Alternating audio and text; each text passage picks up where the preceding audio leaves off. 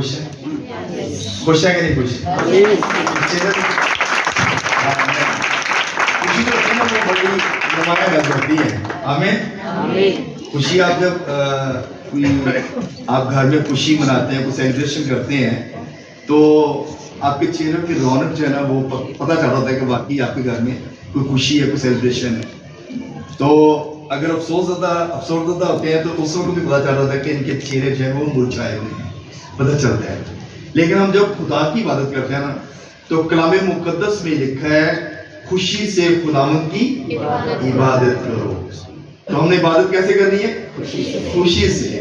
کبھی بھی مایوسی کے ساتھ عبادت نہیں کرنی. اگر آپ نے برکت لینی ہے نا تو پھر خوشی کے ساتھ عبادت کرنی.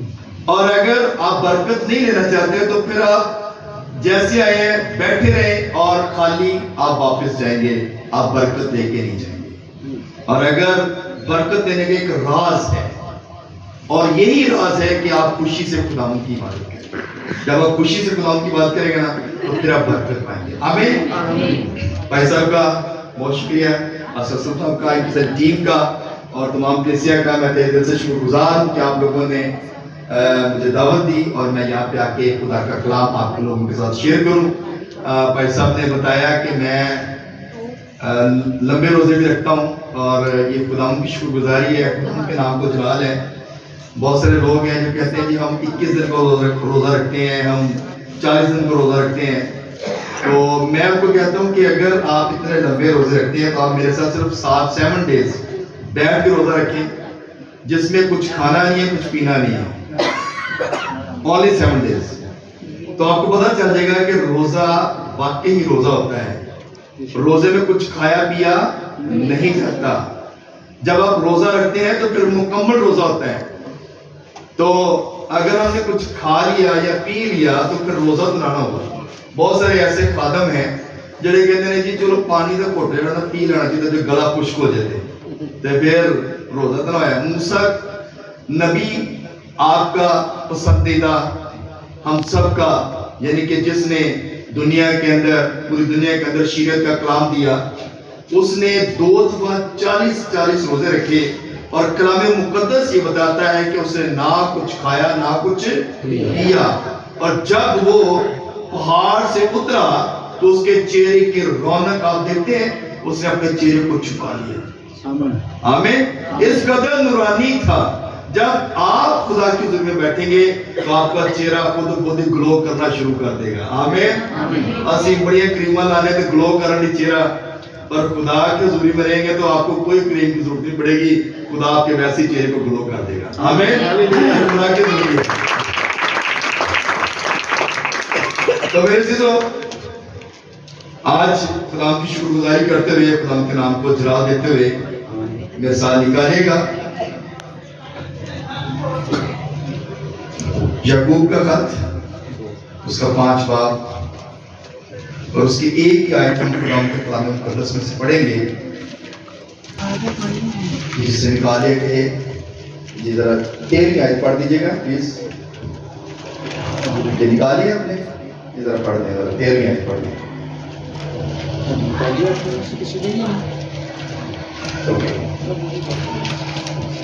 یعقوب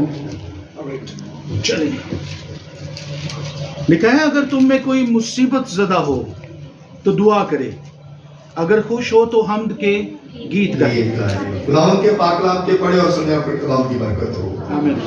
سب کے آمین. جب ہم آمین کہتے ہیں تو اس کا مطلب ہم نے خدا کے کلام کو قبول کر لیا. آمین. اور کلام مقدس ہمیں یہ فرماتا ہے اگر تم میں کوئی مصیبت زدہ ہو تو وہ کیا کرے؟ دعا کرے. مصیبت میں ہم نے کیا کرنی ہے؟ دعا کرنی ہے. یہاں پہ جو آیت ہم نے پڑھی ہے اس میں 2 پوائنٹ ہیں. ایک ہے دعا اور دوسرے ہے ہم کے گیت گانا. یعنی کہ جب آپ مصیبت میں ہیں تو آپ نے کیا کرنا ہے؟ دعا کرنی ہے. ہم مصیبت میں ہوتے ہیں تو ہم دعا نہیں کرتے. ہم جب خادموں کے پاس جاتے ہیں تو کہتے ہیں بھائی صاحب ہمارے گھر آئیں, آ کر عبادت کریں. اور عبادت جو ہوتی ہے وہ گیتوں کے ساتھ ہوتی ہے, شکر گزاری کے ساتھ ہوتی ہے, لیکن ہم دعا میں وقت نہیں گزارتے, کیونکہ جب آپ مصیبت میں ہیں تو آپ نے کیا کرنا ہے, اپنے گھٹنوں کو ٹیکنا ہے, دعا کرنی ہے, خدا کی حضوری میں جانا ہے, کمرے کو بند کرنا ہے, تاکہ آپ کا رابطہ جو ہے وہ خدا کے ساتھ ہو سکے. اور آپ کی جو مصیبت ہے, جو پریشانی ہے, جو پرابلم ہے, جو مشکلات ہیں, آپ کا اور میرا خدا آپ کی زندگی میں سے دور کر دے. ہلیلویا. مصیبت میں دعا کرنی ہے. ایوب نبی جو ہے خدا کا بندہ ہے, اور اس پہ کتنی مصیبتیں آئی, کتنی پرابلم آئی, اور اس نے خدا کے حضور کوئی بات نہیں کہی, خدا کے خلاف اس نے کوئی کفر نہیں بکا, کوئی بات نہیں کہی. اس سے حالانکہ اس کی بیوی اس کو کہتی تھی کہ تو کس خدا کی عبادت کرتا ہے جبکہ تیرا سارا کچھ جو ہے وہ چلا گیا, تو خدا کی تکفیر کر, تو خدا کے خلاف بول, خدا کے جو ہے تو برا بھلا ہے. لیکن اس نے کہا کہ کیا ہم خدا کے ہاتھ سے سکھ پائیں اور دکھ نہ پائیں. جب مصیبت آتی ہے تو ہم نے اس ساری چیزوں کو برداشت بھی کرنا ہے.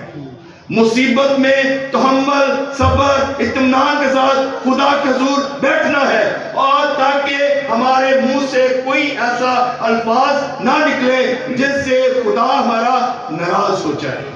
ہم نے خدا کو ناراض نہیں کرنا, بلکہ خدا کی شکر گزاری کرنے اور دعا کرنی ہے. کلام مقدس میں کیا لکھا ہوا کہ جب ہم دعا کریں تو اپنی کوٹڑی میں جائیں, کمرہ بند کر لیں. ہم نے لوگوں کو نہیں سنانا کہ بھئی ہم دعا کر رہے ہیں, ہم نے لوگوں کو نہیں بتانا, بلکہ ہم نے خدا کو بتانا ہے کہ ہم خدا کی حضوری میں ہیں اور دعا کرنی ہے. جب میں روزہ رکھتا تھا تو میرے کمرے کا دروازہ بند ہوتا تھا, 7 days کمرہ بند, اور خدا کی حضوری میں مکمل طور پر بیٹھنا اور دعا کرنی, خدا کا کلام پڑھنا. کلام مقدس کو میں پڑھتا تھا اور دعا کرتا تھا. روزے, لمبے روزے میں نیند نہیں آتی, جب آپ بھوکے ہوتے ہیں تو آپ کو نیند نہیں آتی, اور زیادہ ٹائم آپ جاگتے ہیں, دعا کرتے ہیں, اور جب آپ دعا کرتے ہیں تو پھر خدا کی حضوری بھی آپ کے ساتھ ساتھ ہوتی ہے, اور خدا کا ہاتھ ہمیشہ آپ پر بڑا رہتا ہے, اور آپ خدا کے جلال کو دیکھتے ہیں. ہلیلویا. جب آپ کبھی آپ لمبا روزہ رکھ کے دیکھیں 2 دن کا, 3 دن کا, تو جب آپ لمبا روزہ رکھیں تو آپ کمرے کو بند کر کے بیٹھ جائیں, دنیا سے کٹ آف ہو جائیں, دنیا کو بھول جائیں.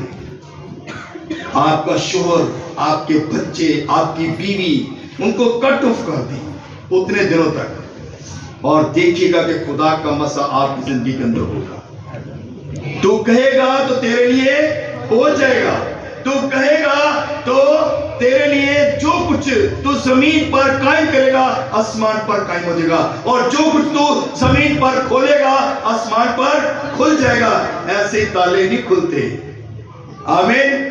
اس کے لیے اسٹرگل کرنی پڑتی ہے, محنت کرنی پڑتی ہے, اور ہم اتنی محنت نہیں کرتے. ہم یہ بھی چاہتے ہیں خدا ہماری زندگی کے اندر معجزات کرے, ہم یہ بھی چاہتے ہیں خدا ہماری زندگی کے اندر بڑے بڑے کام کرے. اگر میں کہوں تو ہو جائے, میں کسی کے سر پہ ہاتھ رکھوں تو وہ بیمار شفا پا جائے.